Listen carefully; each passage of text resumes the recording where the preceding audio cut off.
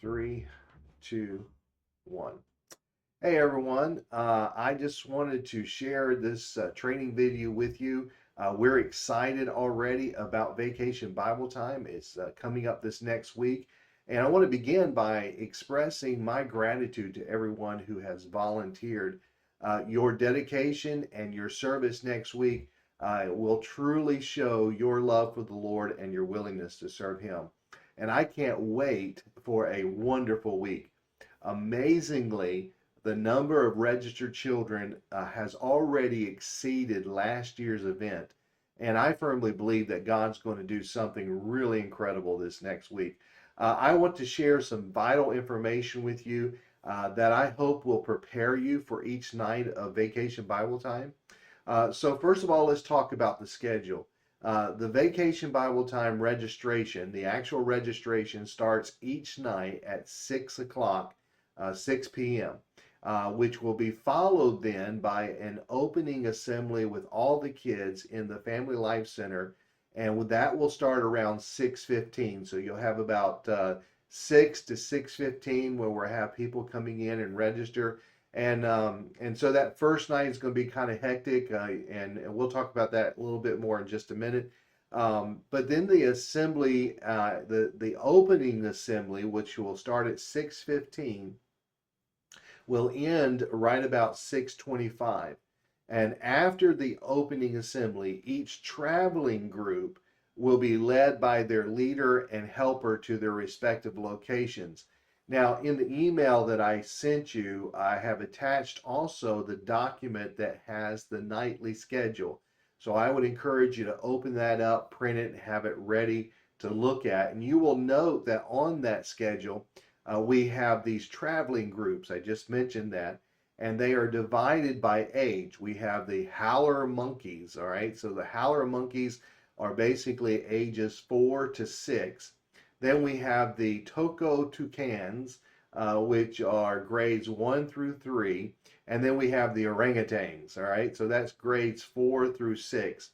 Now, according to the schedule, each group will spend 30 minutes at one of the 3 stations. And so the 3 stations are the Rain and Shine Bible Time, which will be right there in the gym. The Tremendous Crafts, notice the play on words there, Tremendous Crafts. That will be in the church fellowship hall. And then the Rainforest Recreation, which will be out back of the gym, and that's our game time. So after 30 minutes, each traveling group will then move to their next assigned station. The time allotted for these stations is from 6:30 p.m. until 8:10 p.m. And you'll see that on the schedule, how that all rotates. And then we'll end each night with a closing assembly, which is called the Jungle Jam Assembly in the gym. And so all the kids need to be back in the gym by 8:15 for us to finish on time. The closing assembly is also when our drama team will be performing their drama. The only exception to that will be the last night when the drama team will perform both in the opening and closing ceremonies. The reason for that is we're doing 4 days, but they have a 5-day drama, so they're going to do 2 parts of that drama on the last night. I know that many of you have asked about your responsibilities, so let me run down real quick through each of the volunteer positions as well as responsibilities. So we have registration and check-in. If you volunteered for this position, I would encourage you to please arrive by 5:30 p.m. on the first night. Now, you may not need to do that each night after that, but the first night is crucial because we will have kids coming in. You will need to be here early so we can explain to you everything that needs to be done for registration. It's really simple. We've got a number that have already registered, so all you have to do is just check them in. But we also have some kids that will be showing up that will register for the first time. So your assigned area, if you're involved in registration and check-in, will be in the Family Life Center's Welcome Center right there in the foyer. Some of you have volunteered for traveling group leaders and helpers. And so what you did is you volunteered for a certain group, and so your assignment for the evening is to simply stay with your assigned group and then lead them from station to station. No teaching is required. You are simply there to do crowd control and maintain order, to make sure that as they go from place to place, that they go in a line, and that we do things in such a way that we don't get a lot of chaos. And so that's all you're doing. In fact, one of the things that I encourage you to do is when you get there each night, go ahead and move into the gym. We will have it marked where each group is to sit. And I would encourage you to sit with your group during the opening and closing ceremonies. So after the opening ceremony is done, then you can just take your group and we'll dismiss them accordingly. And you can take them in a line in a very orderly fashion to wherever station they're supposed to be, and then from that station to the next station, and then to the third station, and then back into the gym for the closing assembly. And then also we have station coordinators and helpers. This is our craft coordinator and our game coordinator, those two specifically, and then also our teacher, which the teachers for the first two nights is going to be Will. Pastor Will is going to teach the first two lessons, and then I'll be teaching the last two lessons. And so those lesson times will be in the gym.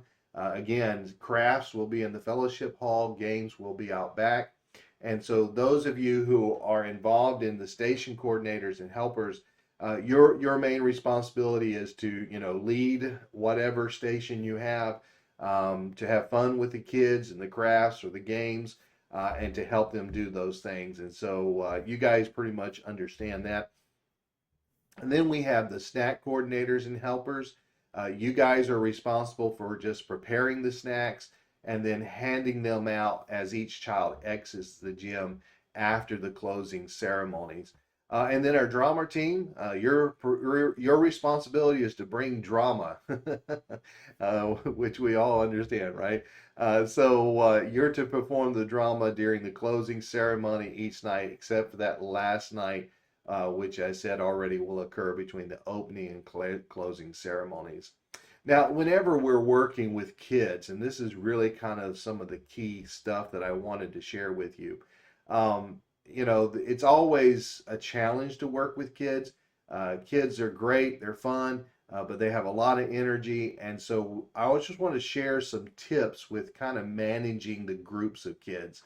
For those of you who will be working as the group leaders, the traveling group leaders and helpers, use some fun ways to line them up and walk through the building so that we ensure some smooth operation. Some of the suggested things is, you might line them up in some fun ways, like saying something like this: if your birthday is during the summer, then line up. Now, if your birthday is during the school year, you line up. Or if you have a dog, line up. If you have a cat, line up. If you don't have any pets, now you can line up. So just use some different ways of just getting the kids to line up. A great one said, that I read here and I thought it was really great is, if you are quiet, line up. If you're not quiet, I guess you can line up at this point. And then, another thing is, you can do some fun things when they're walking through the hallways. Things like, make a game of it.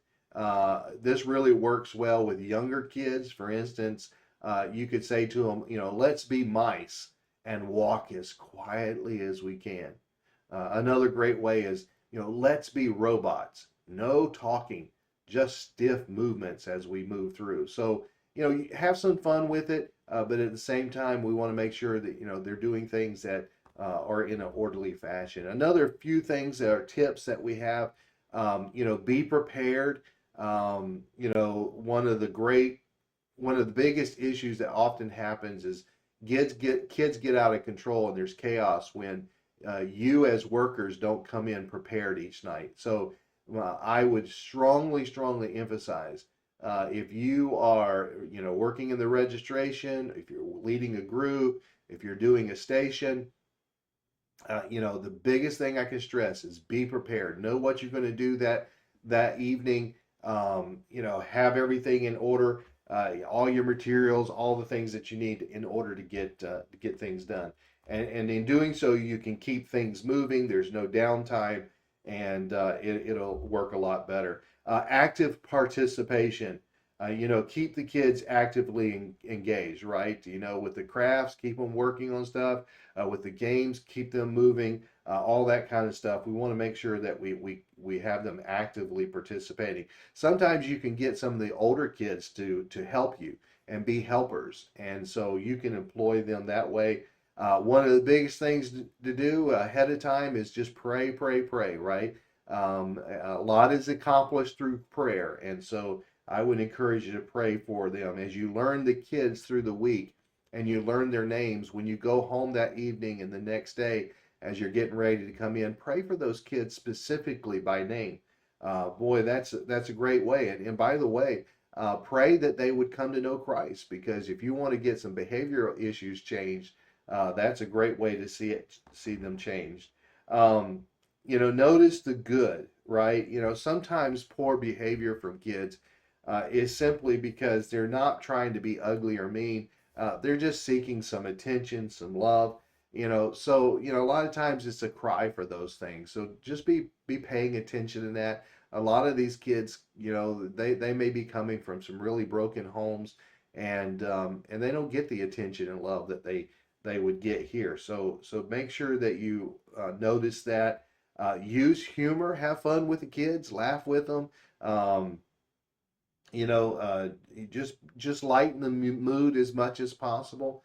And then, distraction is a good thing also, especially with younger kids who are having some separation anxiety. And so they get dropped off for the night, and all of a sudden you can tell that, they're crying, they're upset.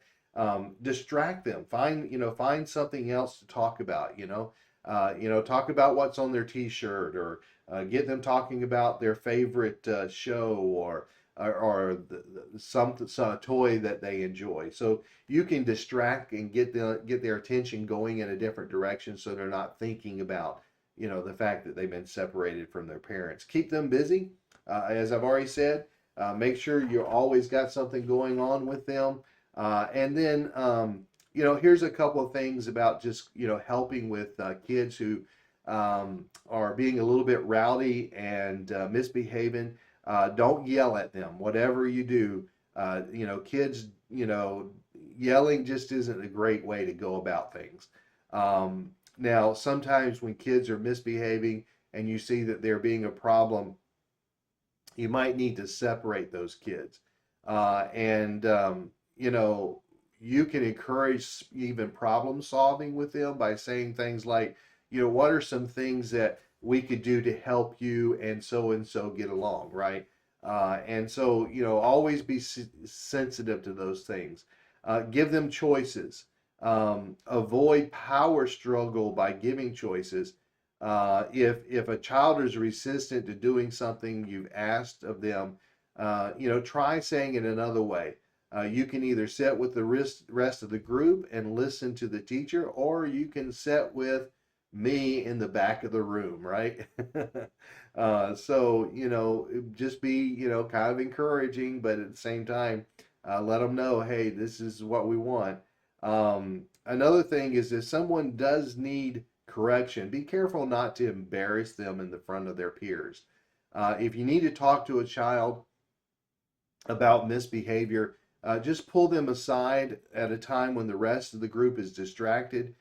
Kids are often less defensive if they don't feel that they have to save face in front of others. And so, if they feel that you really care about them, and you are being genuine, and you're really trying to help them and not just come down on them, often they will respond in a very positive way. Now, one last thing here that I kind of wanted to go over with you. We do have some policies here at our church that you need to be aware of as you work with kids. And a lot of this has to do with things like, okay, how to take them to the restroom, what to be looking for, and some expectations that we have. And so one of the first things is that whenever you have kids in a classroom, let's say for instance, the fellowship hall or another room, when you have them in there, keep the doors open, please. Do not close doors, especially like in the fellowship hall, because there's no windows in those doors. And we need to have it open so that anybody walking by can see what's going on. We don't want to keep anything hidden and behind closed doors.